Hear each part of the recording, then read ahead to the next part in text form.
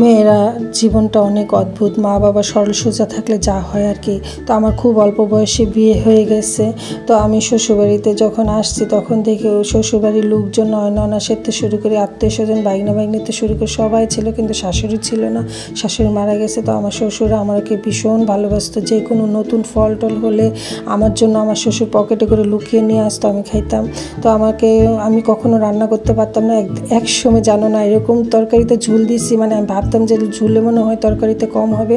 সবাই তো আমার শ্বশুর বুঝতে পারছে। তারপর আমার শ্বশুর বাজার টাজার করে তারপর আমাকে বসিয়ে আমাকে রান্না শেখাতো। তো আগের দিনে মানুষরা গুঁড়া মশলা খাইতো না, তো বাটা খাইতো। তো ধনিয়া মরিচের গুঁড়া, হলুদের গুঁড়া আমি সব বাইটা রাখতাম। আমার শ্বশুর বাজার থেকে এসে আমাকে রান্না বসে শেখাতো। তো আমার নয়নার রান্না খুব এক্সপার্ট ছিল। রান্না কীভাবে করতে হয় আমি শিখতাম। তো শিখে আমি এত এক্সপার্ট হয়েছে ভগবান দিলে, আমি 50-60 জনের রান্না আমি একাই করতে পারতাম। টাটা।